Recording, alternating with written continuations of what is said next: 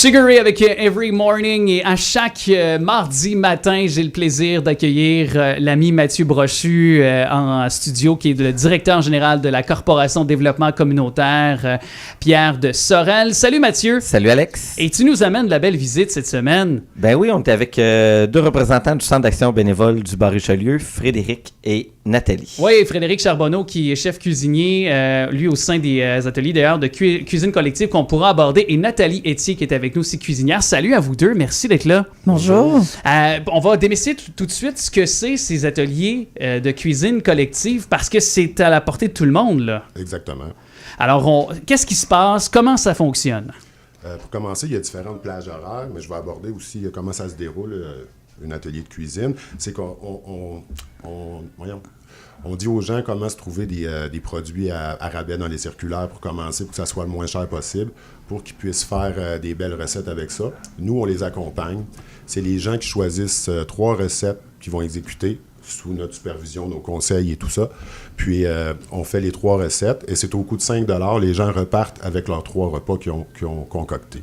Alors, est-ce qu'il y a des cours? Bien évidemment, on va leur montrer un peu l'ABC, les ingrédients. Donc, ni plus ni moins, on leur donne aussi des cours, un peu ce qu'on avait en l'économie familiale à l'école. Est-ce qu'on peut presque faire un amalgame en disant qu'on donne quand même quelques notions oui, aussi, ça. Là? On est là pour donner des trucs, c'est ça, des conseils de cuisson, tout ça. Oui, on les accompagne. Puis c'est différents calibres. C'est pas obligé que les gens soient des bons cuisiniers. On les accompagne quand même. L'important, c'est qu'ils s'améliorent et qu'ils aient du plaisir à le faire. Puis on sait que les aliments coûtent plus que jamais très, très cher présentement. Et puis, les gens, par la suite, lorsqu'ils viennent vous voir, lorsque vous leur donnez des trucs, puis ils repartent avec ces outils-là en main, j'imagine que ça change complètement leur vie, leur quotidien, là, par la suite. Là, les réactions que vous avez suite à vos trucs que vous leur donnez, est-ce que c'est ce genre de parce que vous les revoyez peut-être, vous les recôtoyez, donc est-ce qu'on a ce genre de réponse-là, ou peut-être...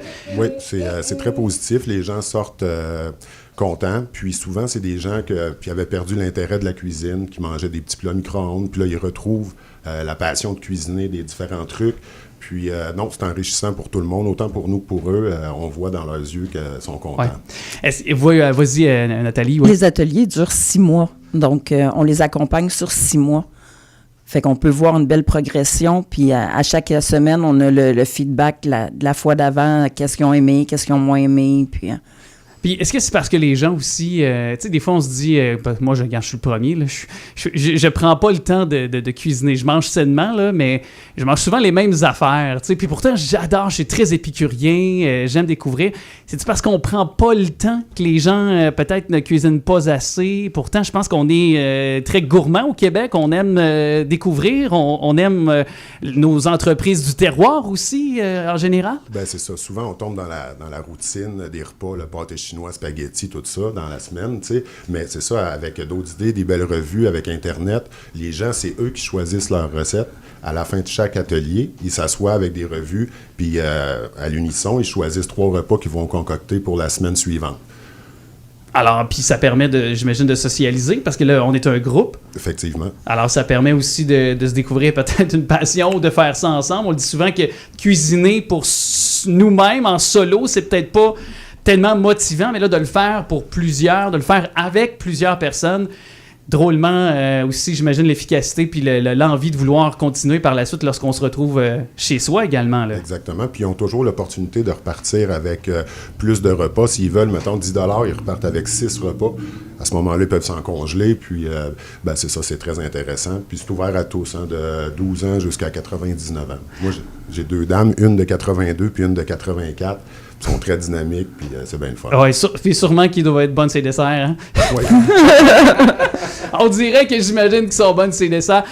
Donc, et même si c'est actuellement en cours, on peut tout le temps s'inscrire. Il n'y a pas de finalité ou de début d'inscription là, de saison? Ou... Ben, c'est ça, c'est des plages horaires différentes. Là, okay. On a une plage qui est complète, mais il reste de la place à 3 autres plages horaires. Puis oui, c'est des ateliers qui durent 6 mois. Mais ils peuvent on prend les inscriptions Puis, ben là, on peut en prendre plein en ce moment parce qu'on a beaucoup de place. OK.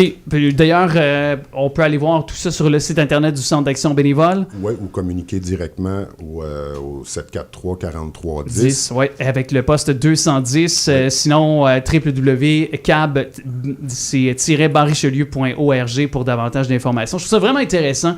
Puis nos jeunes aussi, pourquoi pas durant la saison estivale qui s'en vient, déjà un peu les initiés. Tu sais, des fois, on n'arrive pas pour le souper pour les parents. Ils pourraient peut-être préparer le souper en plus pendant qu'on est encore au boulot, leur faire confiance un peu. Alors, je trouve ça vraiment, vraiment gratifiant pour eux puis ce que vous faites aussi. Alors, merci beaucoup Frédéric et Nathalie du Centre d'action bénévole. Je me tourne vers toi, Mathieu, parce que il y a ce message que tu veux lancer là, aux jeunes de chez nous. Il y a des maisons des jeunes qui sont très dynamiques et qui sont ouvertes encore plus longuement, finalement, parce que la saison estivale est vraiment commencé, là. Exactement, l'école est finie, puis les plus vieux qui ne vont pas au camp de jour, mais que vous voulez pas voir toute la journée à la maison, il y a les maisons de jeunes qui existent pour les divertir, les occuper, socialiser avec d'autres jeunes. Donc, il y en a une à Sorel, je précise, des studios de CGSO, à Tracé au Centre culturel, Saint-Ours, Sainte-Anne, puis il y a d'autres activités qui sont organisées dans les autres municipalités là, par les municipalités. Donc, on va mettre les détails sur notre page Facebook, mais informez-vous, les différentes maisons de jeunes, ils ont plein d'activités, plein de sorties pour l'été, à faible coût aussi. Souvent, ils sont capables d'organiser des activités vraiment pas chères pour occuper les jeunes. T'as ton gars à côté de toi, est-ce qu'il dirait la même affaire? Ben là, lui, il est trop jeune pour aller à la maison de jeunes. Il est trop jeune de la maison de jeunes. Lui, il va commencer le camp de jour la semaine prochaine. Okay. Mais t'as hâte pareil qu'il y ait au camp de jour un peu, hein? J'ai hâte que le camp de jour commence mardi prochain. J'aime te taquiner. Je l'aime beaucoup, là. Ben oui, je le sais, là. On les aime toutes, nos enfants. Mais il faut que je travaille avec lui cette semaine.